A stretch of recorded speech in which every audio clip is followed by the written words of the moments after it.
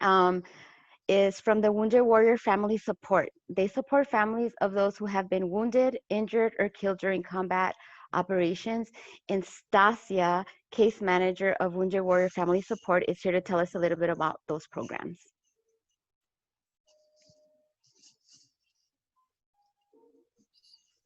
You're muted, Stasia. There we go. All right. Hopefully we're good to go. Maybe. Let's see here. But I'm not seeing how oh, there we go. All right. Well, like she mentioned, I'm a case manager for Wounded Warriors Family Support. I've been here about 4 years, and the families that I assist are mainly on the East Coast, but we're a team here. So whoever needs assisting, you just help where you can and when you can. We typically, kind of our focus is the caregiver, but that being said, that, branches off to the veteran and the dependents' children as well. Let me,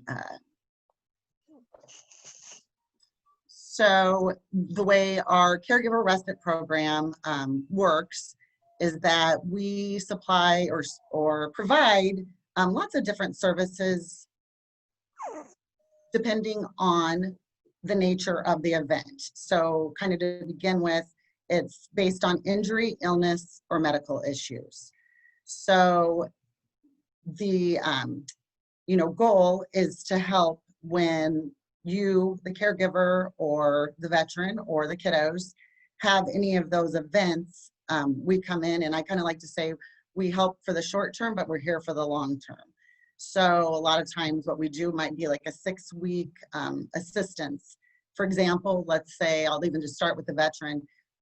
If they're going to the Shepherd Center and you have to, or you get to accompany them, you might have grandma, aunt, a friend, whomever come in and stay with the kids, then that's where we would assist with providing a stipend towards that, that goes directly to that person that's assisting you. And we find that that's just, sometimes it's a little easier to ask for help than, when you might need to say, I need you to come stay with, the kids, and knowing they need to take off work. We don't pay for travel, but a lot of times grandma and grandpa don't want to be paid for helping with the grandkids, but they can put that money towards the travel then if that's what they need to do. It can also be, let's say your veteran has an appointment, a medical appointment, and you need to go with them, you need to take them, that type of thing. We will provide a stipend again to help out, so somebody can be with the kids. Kind of then, branching out to the children. I have everything from, it's very nice to be able to go to the IEP or conferences, your spouse and yourself. We will assist with that. In the bigger picture of things, I have somebody right now that has been, the little guy has been in the hospital for, a couple months, bone marrow transplant. And so, we're helping with things back home to make that more manageable. Now to, go on to like the caregiver, then that's, the big thing is so that you can go get medical help.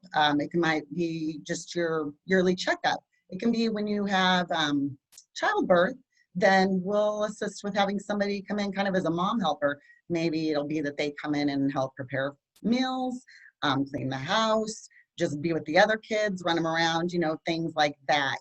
So we will assist there again. But it can be, again, just something as, basic as that you need to go to a dental appointment and you put off going because you don't have anybody to watch the kids, or, that your veteran can't be alone that long if you need to, go to something that is of a longer length of time. So that would be kind of how that, goes with the injury, illness, medical issues. The next step would be we help with stipends towards child care for sanctioned retreats, such as like OHOP. We think there's so many numerous retreats that are beneficial. Unfortunately, being a smaller nonprofit, there's only a handful that we can assist with. we have a list of ones that we do assist with, but that's continuously evolving. You know, I love it when I'll have somebody call and tell me about a new one, and then we can assist. But then also I have a new, you know, resource as a retreat to refer to one of my families. So we can assist that way as well. Third way is that at times when we have additional funds left over, we'll set them aside and say, okay, we're going to assist with a dental grant or an energy grant or a COVID grant. So it can be where we'll say who needs, you know, some dental work. And it's usually a lot of even just the cleans and x-rays and things like that, that, you know, when you don't have that insurance, that's something you put off, because who wants those extra bills, even though you know it's important at the end of the month. If you're like me, there's not a lot of funds left over, even though you do know it's important. So that's somewhere then that, you know, you'll send in a treatment estimate and we review that and say, hey, we can help with this much of it. And then we work with the dental office to get that done. Now that's for the caregiver and for the minor dependent children. You know, for like the energy grants, it's been something where like in the winter, we've been able to help pay towards electric bills, things like that. So, you know, those are different ways that we help that are kind of outside of that injury, illness, or medical issue parameters. Kind of switch gears, you know, with that. I'm trying to think of what else I've missed in there. I know I talk fast.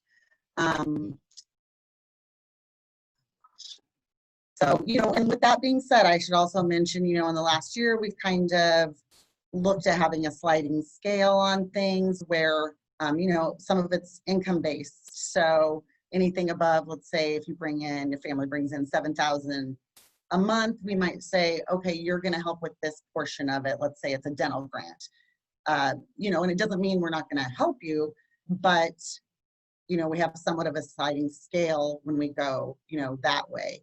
Again, you know, our respite can be, you know, meals.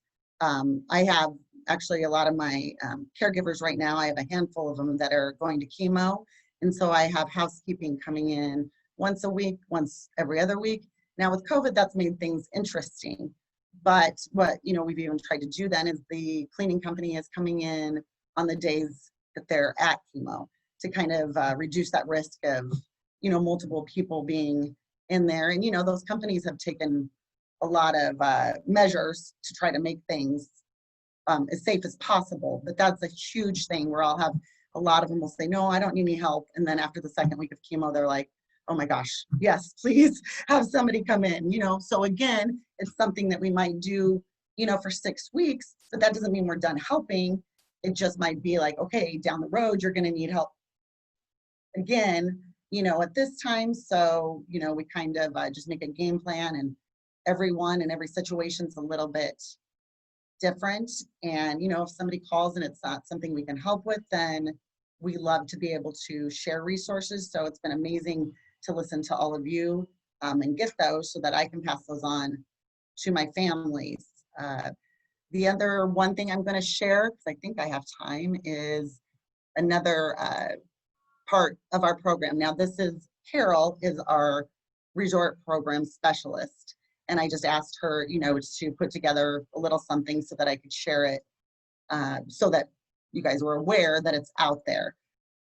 It has, you know, different eligibility, and I guess I should go back to that here in a second. But this is a neat program for a lot of our families that don't go on vacation normally, because it's not a real easy thing to do. It can create more stress. This, in a way, kind of, you know, it'll take out some of the financial strain of it, but then also like Bahama Bay, where I have visited before, you know, you're in a condo and there's pools at every different location of the condos. The kiddos can go out there, you know, with mom or dad or whoever, you know, and the other person can be back at the room if they need a timeout. Even if you go to the amusement parks, you know, they can stay there, and everything's handicap accessible. There's a washer and dryer in there. You know, it's just an amazing opportunity. So those are, that program I don't know as much about, but I have included the information to reach out if anybody is interested in learning more about that. Just to kind of go back to the respite program, eligibility, it is Purple Heart preferred, but you don't have to have Purple Heart to get services by any means. An 80 to 100% or greater combined disability rating, and eligibility is based on combat-related injuries and illnesses. Now, those are, the requirements, but as we all know, there's always one-offs. I mean, that doesn't mean not to apply. So I'll have, people call in often, and I can't necessarily determine what we can do to assist them, but the application process isn't real difficult. And so even if we get that, we'll say, yes, we can do this, but here's something that, would fit what you need better.